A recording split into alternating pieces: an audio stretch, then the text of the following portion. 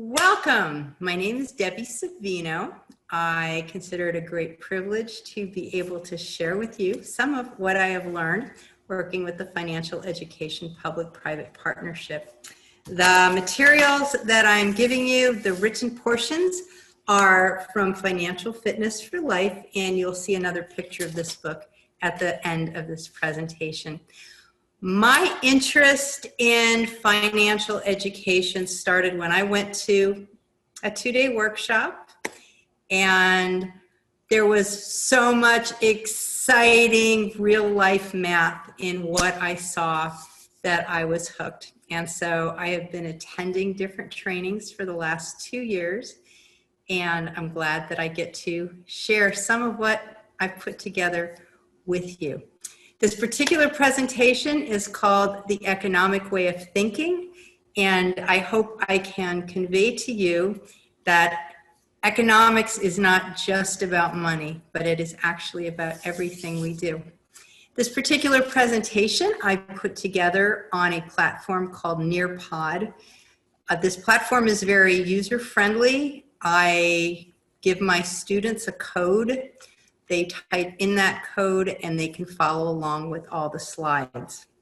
And there are some interactive things as well. I have been teaching as a certificated teacher for the last 18 years. I taught for 10 years before that. And this is truly the most exciting part of my teaching career, is being able to share with young people why we're learning math and how they apply it. And once we start talking about money, it's absolutely amazing how interested kiddos are. So I will start with this, and it is called The Economic Way of Thinking. I am Debbie Savino. The very first thing that I always want is to ask my students, whether they're grown-ups or young people, what do you hope to learn from this lesson? So I want it to be worth your time, so I ask my students to please go in and type up something on here to let me know just even one thing that they're interested in learning.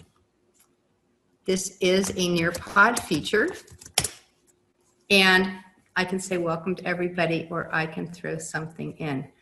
I take the time to get and read these, because sometimes you have people who are here for a reason and it wasn't exactly your focus, but you can tweak it to make sure that it is relevant and important to your audience.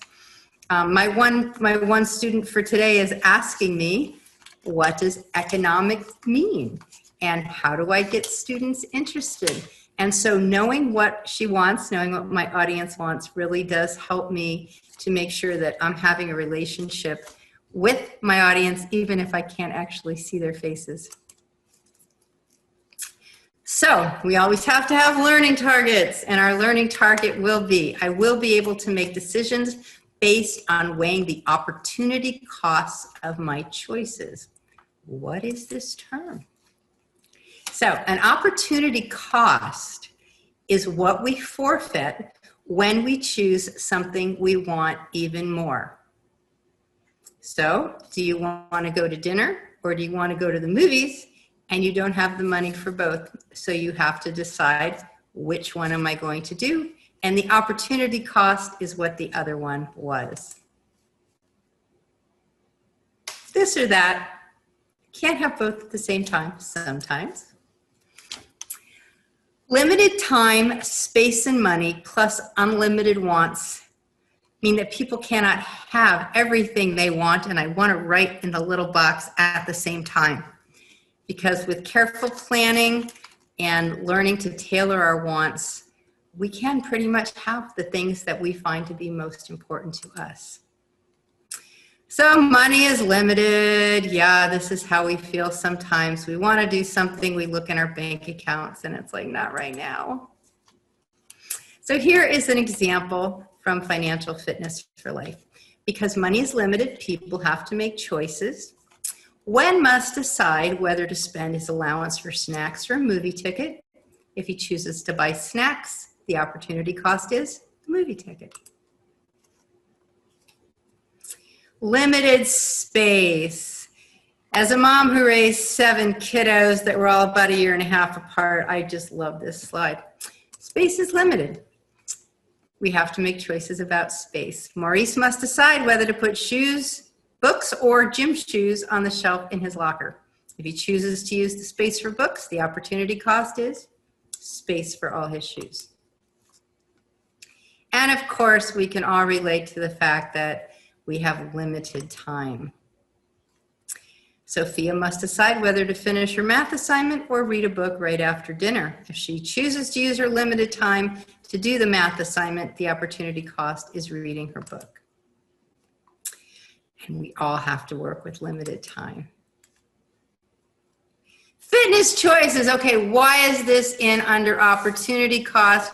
Because every single day, every choice we make is a choice, and whatever we choose to not do, that is the opportunity cost.